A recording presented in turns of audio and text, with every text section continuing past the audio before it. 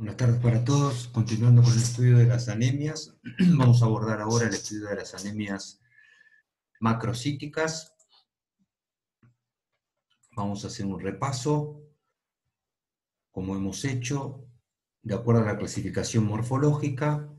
Primero hablamos de las anemias microcíticas, aquellas con un volumen corpuscular medio menor de 80, y ahora pasamos al otro extremo, aquellas que tienen un volumen corpuscular medio mayor de 100 femtolitros. Este valor también es arbitrario, pero sirve como punto de corte, y como primer concepto es importante qué tan macrocítica sea una anemia, inclusive para pensar cuál puede ser su posible etiología.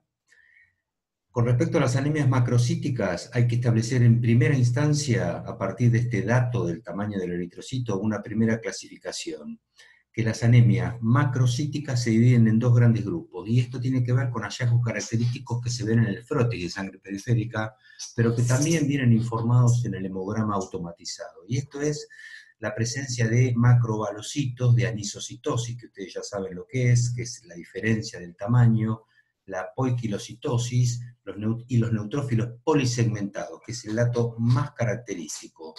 Estos elementos del frotis de sangre periférica hacen pensar que la anemia es macrocítica y además es megaloblástica. Cuanto más grandes sean los glóbulos rojos, es decir, cuanto mayor sea la macrocitosis, cuanto más esté por encima de 100, más chances va a haber de que esta anemia macrocítica sea megaloblástica. Inmediatamente establecido esta presunción diagnóstica, hay que pensar en sus tres causas fundamentales, que podríamos dividirlas o simplificarlas en dos: el déficit de vitamina B12 y el déficit de ácido fólico.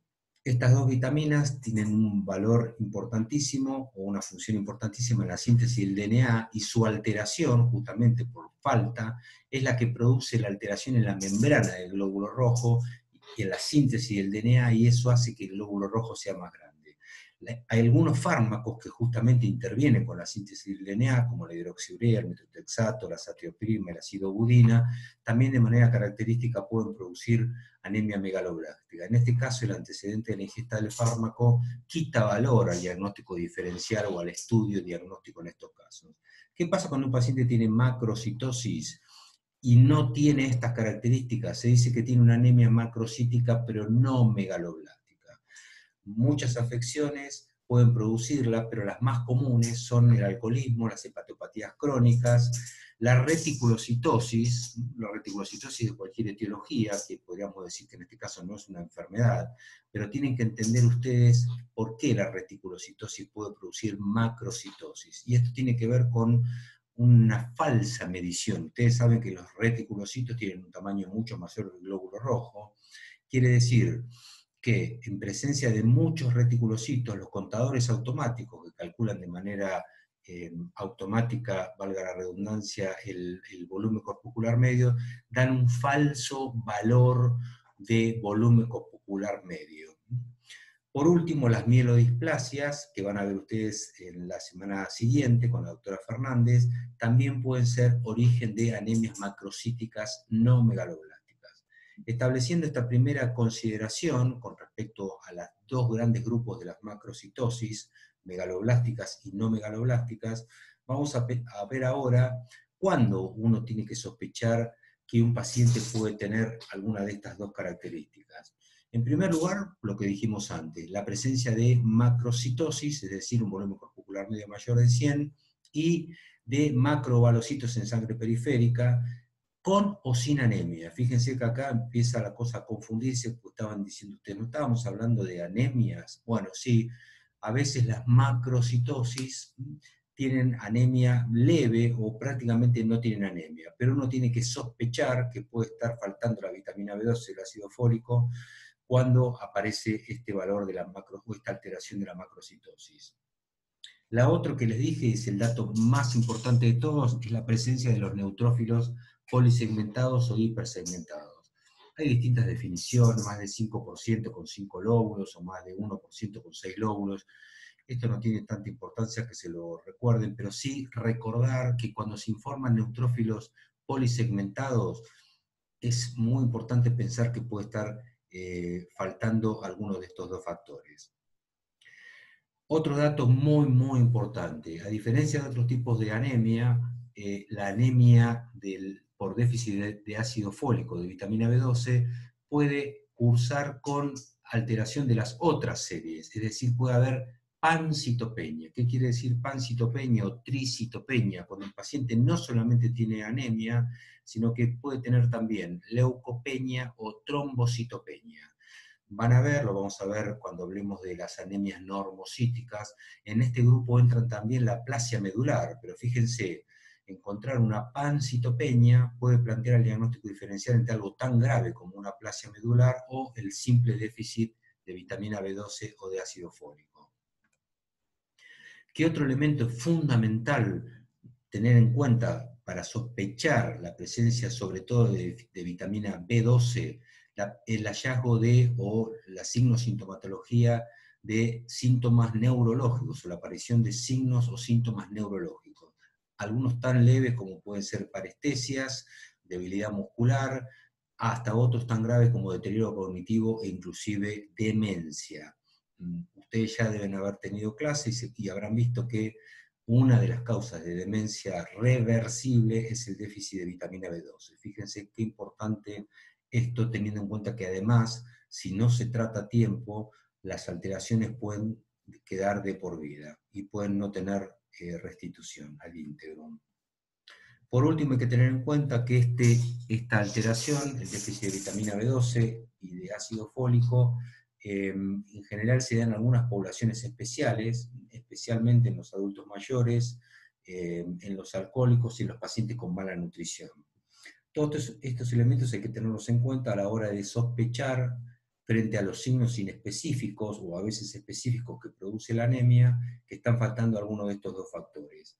Esto es lo que yo les mencionaba antes, este es un neutrófilo polisegmentado, fíjense, tiene 1, 2, 3, 4, 5, 6, 7 lóbulos, y estos son los macroovalocitos característicos de un frotis de sangre periférica en un paciente con anemia macrocítica megaloblástica.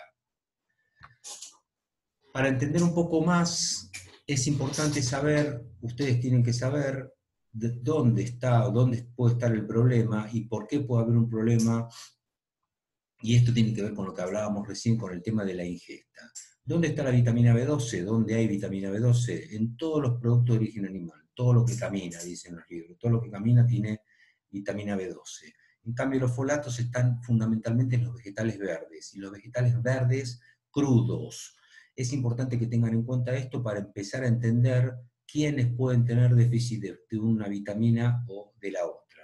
El otro dato muy, muy importante es la relación entre los requerimientos diarios y los depósitos corporales. Si ustedes miran los requerimientos diarios de la vitamina B12, que son 6 a 9 microgramos, y los depósitos corporales, que son de 2 a 3 miligramos, ustedes van a entender con claridad que tienen que pasar mucho tiempo sin absolutamente nada de ingesta, para que estos depósitos se agoten y se ponga de manifiesto el déficit de vitamina B12. Por el contrario, la diferencia o la relación entre los requerimientos diarios de folatos y los depósitos corporales es mucho menor. ¿Qué quiere decir eso? Que no comer alimentos ricos en folatos durante poco tiempo puede llevar a su déficit. ¿Dónde se absorbe la vitamina B12? En el hilo terminal, vamos a hablar un poquito más de eso ahora, unida al factor intrínseco, y los folatos en el yeyuno. Entonces, recuerden, producto de origen animal, productos vegetales, vitamina B12 y ácido fólico, y esta relación que hace que sea muy improbable, muy poco probable que el déficit de vitamina B12 se deba a un déficit de la ingesta, teniendo en cuenta además que la vitamina B12 tiene un circuito enterohepático y eso hace que sea aún más difícil su déficit. Este es un poco lo que hablábamos recién de la vitamina B12. Es importante que lo recuerden, todo lo que se ingiere de la vitamina B12, acuérdense, producto de origen animal, llega al estómago donde se une con el factor intrínseco y luego de atravesar todo el intestino se absorbe en el ilion terminal. Viendo este gráfico, ustedes pueden pensar dónde pueden estar los problemas. Un problema puede estar específicamente en la ingesta, ya dijimos que esto es menos probable. El problema puede estar en el estómago, propiamente dicho, o puede estar en el ilion terminal. Tengan en cuenta este gráfico para pensar y tener en cuenta las posibles causas de déficit de vitamina B12 que vamos a hablar a continuación. Miren, en primer lugar, la mala absorción. La mala absorción por déficit de factor intrínseco. Como vimos en el gráfico anterior, la vitamina B12 para poder ser absorbida tiene que unirse al factor intrínseco, y el factor intrínseco lo producen las células parietales del estómago. De manera que hay una enfermedad que se llama anemia perniciosa. La anemia perniciosa en realidad es una enfermedad del estómago, de etiología desconocida, en la cual hay una gastritis atrófica y hay déficit de producción de factor intrínseco. En general esta es una enfermedad inmunológica que se asocia a otras enfermedades inmunológicas, en estos síndromes poliglandulares, que ustedes seguramente deben conocer, y es una de las causas más comunes de déficit de vitamina B12. Fíjense que acá el problema no está en la ingesta, sino en que la vitamina B12 que se come normalmente no puede ser absorbida como corresponde. Puede ser que el problema esté en el ilion terminal, en la enfermedad celíaca, el espluro no tropical, la enfermedad de Crohn, los linfomas, y en este caso el problema está en el lugar de absorción de la vitamina B12 unida ya al factor intrínseco. Puede haber un mecanismo competitivo por disbacteriosis. Esto pasa en los síndromes de asa ciega y en la parasitosis, el parásito del pescado, que ustedes deben conocer, el Phyllobotrium ulatum, por un mecanismo competitivo, puede hacer que no haya una cantidad suficiente de vitamina B12 que llegue al ilion terminal para ser absorbida. Y fíjense que en último lugar figura aquí la deficiencia en la ingesta. ¿Quién tiene déficit en la ingesta? Bueno, los vegetarianos estrictos, los veganos, que no comen absolutamente nada de ningún producto de origen animal. Estas personas que conocen muy bien que este déficit es posible, están muy alertados y en general lo que hacen es ingerir la vitamina B en forma exógena en comprimidos. Insisto que es raro, tiene que ser un vegetarianismo estricto, los veganos, eso existe y hoy cada día es más frecuente, de manera que tienen que tenerlo en cuenta como una posibilidad diagnóstica. Y después figuran otras causas que son más raras, pero son más comunes en cuanto a prevalencia, que es la ingesta crónica de antiácidos, que esto es algo bastante común. La metformina, por un mecanismo no del todo conocido, también interviene con la absorción de la vitamina B12 y la producción de factor intrínseco. La infección por HIV y la infección por Helicobacter pylori, todas estas cosas pueden producir una alteración en la generación de factor intrínseco y la subsecuente absorción de la vitamina B12 en el ilion terminal. Así que esto es más o menos las causas, un repaso de las causas que pueden producir el déficit de vitamina B12. ¿Qué pasa con los folatos? Acá es al revés, acá la causa más común es el déficit de la ingesta, y tiene que ver con los vegetales verdes. Tendrán que pensar ustedes qué personas tienen déficit de vegetales verdes, y aquí en general son los dos extremos de la vida.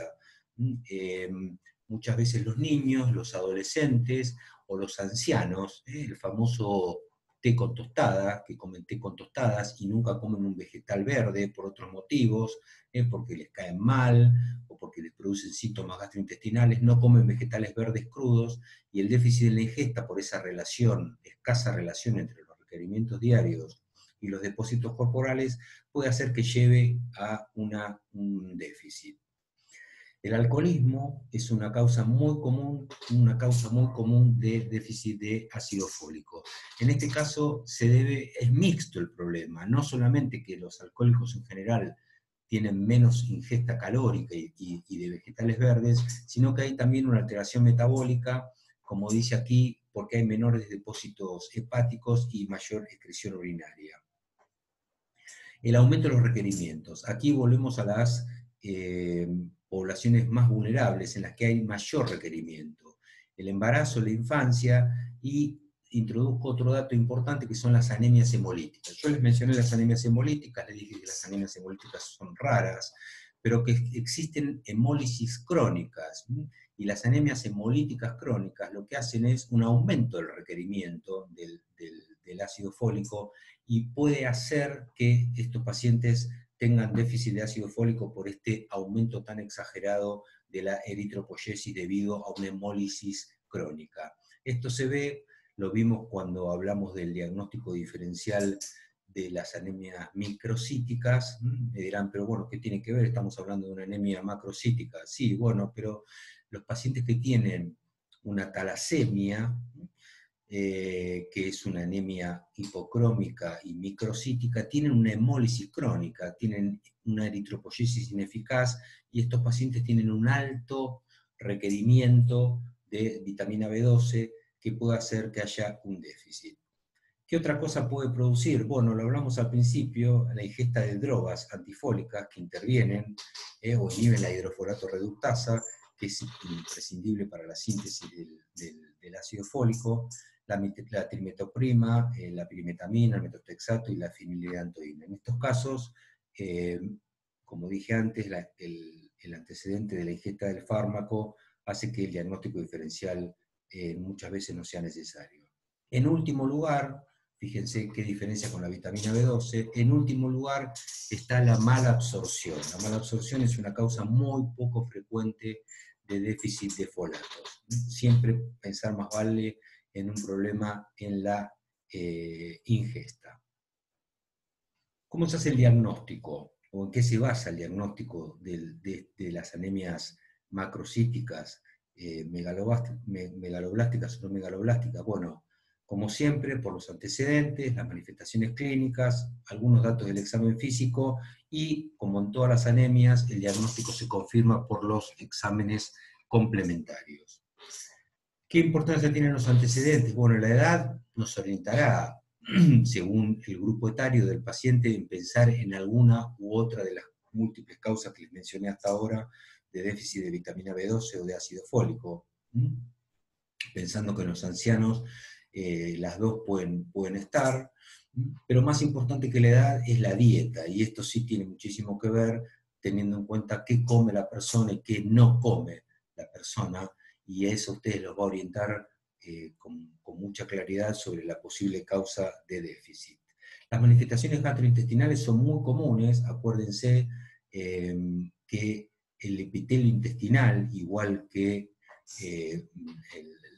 la hematopoiesis o los elementos de la sangre, tienen un rápido recambio. Es decir, que cuando faltan dos elementos tan importantes para la síntesis del DNA, otras series, además de la serie roja, o además de las células de la sangre, como son las células del aparato digestivo, se alteran, y por eso son tan comunes las manifestaciones gastrointestinales, la dispepsia, la esteatorrea y la diarrea, en quien tienen déficit de alguno de estos dos factores. Desde luego, los antecedentes, la ingesta de fármacos, ya se los mencioné, y de alcohol, les dará a ustedes una orientación de qué es lo que puede tener, de que el paciente puede tener esta anemia macrocítica megaloblástica o no megaloblástica asociada, y la presencia de otras enfermedades autoinmunes, por lo que les mencioné, de la anemia perniciosa, esta enfermedad autoinmune en la cual hay anticuerpos contra las células parietales del estómago, que se asocia con otras enfermedades inmunológicas. Vamos a hablar de una cosa que es muy importante, que tiene que ver con el examen físico y sobre todo con la presencia de algunas manifestaciones clínicas. Las generales no son tan importantes porque son las habituales de cualquier tipo de anemia. Las gastrointestinales son muy comunes en las anemias macrocíticas megaloblásticas, pero también aparecen en las anemias ferropénicas, de manera que no tienen tanto valor de específico, tanto valor predictivo. El dato muy importante que ustedes no deben olvidar es la presencia de alteraciones neurológicas, que se ven específicamente en el déficit de vitamina B12, y que son las más riesgosas, las más peligrosas, las que pueden formar parte del debut de la enfermedad, o aparecer cuando la anemia ya está instalada, pero a veces antes de que aún aparezca la anemia. Y como ya les dije antes, estos síntomas pueden ser muy benignos, como simplemente parestesia, trastornos en la marcha, debilidad muscular, hasta cosas mucho más graves como la demencia. Acá figura un elemento, lo que se llama mielosis funicular o degeneración combinada subaguda, que es la afectación de los cordones posteriores y laterales, por eso se llama degeneración combinada subaguda, que da de manera característica alteraciones de la propiocepción y también alteraciones en la vía motora. Fíjense la cantidad de manifestaciones clínicas y hallazgos del examen físico que puede tener un paciente que tiene déficit de vitamina B12 de ácido fólico. Muchas verán ustedes que son muy inespecíficas, la debilidad, el cansancio, pero también otras que son más importantes, como la impotencia, la infertilidad. Fíjense que aparecen trastornos neurológicos, como cambios en el carácter, las parestesias, y hallazgos del examen físico, algunas que son inespecíficas, la palidez, bueno, la taquicardia, eso, la anemia tendría que ser muy importante, la ataxia y las alteraciones de la sensibilidad. En este gráfico que está acá, quiero que recuerden específicamente las alteraciones que tienen que ver con el sistema nervioso central. Fíjense que dice alteración del estado mental, defectos cognitivos, demencia, la mielopatía, la degeneración combinada subaguda, la aparición de parestesia, la aparición de debilidad muscular, el compromiso de la médula ósea. Acuérdense que los pacientes pueden tener no solamente anemia, sino que pueden tener leucopenia y trombocitopenia, y los pacientes pueden tener también infertilidad y otras alteraciones del laboratorio. Como suele suceder, ustedes con lo que se van a encontrar es con un hemograma, y esto es llevarlos a la práctica y a la realidad. Fíjense, este paciente tiene una hemoglobina de 13, está justo ahí en el límite. Ustedes dirían, ¿tiene anemia o no tiene anemia? Si es una mujer no tendría anemia, si es un hombre está justo ahí en el límite, pero sin embargo miren el volumen corpuscular que tiene, 116. Muy probablemente este hallazgo, con o sin síntomas, sea el que dispare todo el diagnóstico diferencial o el estudio requerido frente a este hallazgo, para ver si el paciente tiene una anemia macrocítica, megaloblástica o no. Miren qué informa el mismo estudio automatizado. Dice que tiene anisocitosis, macrocitosis, policromatofilia, punteado basófilo, ovalocitos, y abajo dice neutrófilos polisegmentados. Entonces, la presencia de los macrovalocitos, podría haber también macroplaquetas, y este volumen corpuscular medio de 116, muy alto, a ustedes ya les tiene que hacer sospechar que estamos frente a un paciente que tiene una anemia macrocítica megaloblástica. En este paciente en particular, fíjense que no tiene alteración de los glóbulos blancos, no tiene leucopenia y tampoco tiene trombocitopenia, tiene un recuento plaquetario que es normal. ¿Cómo se confirma entonces el estudio, cómo se confirma el diagnóstico del tipo de anemia que tiene el paciente macrocítica? Bueno, primero, frente a la macrocitosis, ver que no haya pancitopenia. Y en segundo lugar, inmediatamente, si el paciente tiene estas características de rasgos megaloblásticos, que ya mencioné en varias oportunidades, inmediatamente pedir la determinación de vitamina B12 y de ácido fólico. Hay que pedir ambas. Muchas veces, si uno pide solamente el ácido fólico y trata un déficit de ácido fólico, probablemente se corrija la anemia, pero si el paciente tenía asociado un déficit de vitamina B12, no solamente no se van a mejorar los síntomas que pueden aparecer, sino que pueden empeorar, de manera que siempre hay que pedirlos juntos. Y fíjense que el diagnóstico es muy directo. Aquí antes se hacía el test de Schilling para ver si la vitamina B12 se absorbía bien o no. Eso hoy en día ya no se hace, directamente se pide una determinación de vitamina B12 y de ácido fólico, y acuérdense de pedir ambas, aunque ustedes tengan una fuerte sospecha de que pueda ser una o la otra. Si ustedes creen que el paciente lo que tiene es una anemia perniciosa, un déficit de vitamina B12 por alteración en la absorción, pueden pedir también los anticuerpos anticélulas parietales y antifactor intrínseco, que no están siempre presentes, pero en el 70% de los casos pueden aparecer y eso ayudar al diagnóstico, a apoyar el diagnóstico de que el paciente tiene un déficit de vitamina B12 por alteración de la mucosa gástrica. La homocisteína está aumentada en los dos, tanto en el déficit de ácido fólico como en el de vitamina B12. En realidad se pide cuando hay dudas, cuando los valores son límites.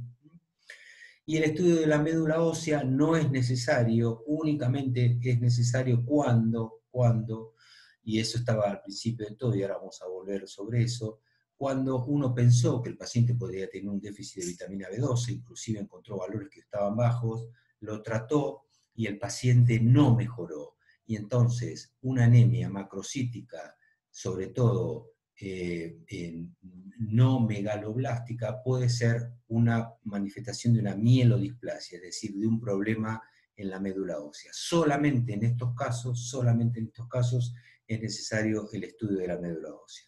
En el resto, el diagnóstico se hace simplemente a través de todo lo que les dije, de los exámenes complementarios, de los antecedentes, y a través de la determinación de los dos factores, la vitamina B12 y el ácido fólico.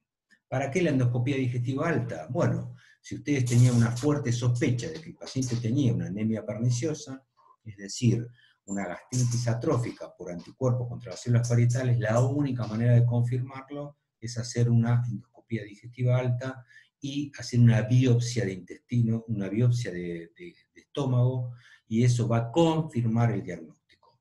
Lo que se dice con estos pacientes portadores de una anemia perniciosa es que tienen más chances de desarrollar cánceres gástricos, de manera que no solamente hay que hacer el estudio para confirmar el diagnóstico de anemia perniciosa, sino para evaluar que no desarrollen una neoplasia a posteriori.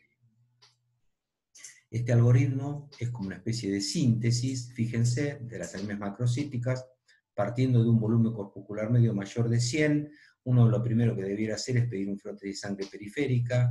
Si no aparecen los rasgos megaloblásticos, hay que pedir reticulocitos. Si el paciente tiene los reticulocitos altos, esto es típico de las anemias regenerativas que se ven en las hemólisis y en los sangrados. Entonces, esto es una falsa macrocitosis. Si en cambio los reticulocitos están normales, lo más probable es que el paciente tenga alcoholismo, tenga una hepatopatía crónica o tenga una mielodisplasia. Si el paciente tiene un volumen corpuscular medio mayor de 100 y un frotis de sangre periférica con los rasgos que ya les mencioné, megaloblásticos, inmediatamente hay que pedir la determinación de estos dos factores. Si la vitamina B12 es la que está baja, casi seguro el problema es la malabsorción, en último lugar el déficit de la ingesta. En cambio, si lo que está bajo son los folatos, lo más probable es que el problema esté en la ingesta. Acuérdense el mecanismo mixto en el alcoholismo, y también los fármacos, y en última instancia la mala absorción. Esto entonces es un algoritmo de síntesis que les va a resultar útil. Vamos a hacer una síntesis conceptual. Acuérdense que es más común la macrocitosis que la anemia megaloblástica. Van a haber muchos pacientes con macrocitosis, tendrán la obligación de descartar que no tengan una anemia megaloblástica, pero es más probable que encuentren esto por hepatopatía crónica o por alcoholismo. Recuerden, por favor, que la anemia megaloblástica puede cursar con tricitopenia o pancitopenia. También que la causa más común de déficit de vitamina B12 es la malabsorción, y en cambio del ácido fólico es la falta de la ingesta, y que el diagnóstico se confirma con la determinación de estos dos elementos. Es bastante sencillo y eso desde luego va a guiar la terapéutica específica. Este es un dato que no tienen que olvidarse, que el déficit de vitamina B12 puede producir trastornos neurológicos, inclusive sin haber anemia, de manera que esto es un dato que no tienen que olvidar y tener siempre presente para hacer el diagnóstico y establecer la terapéutica correspondiente.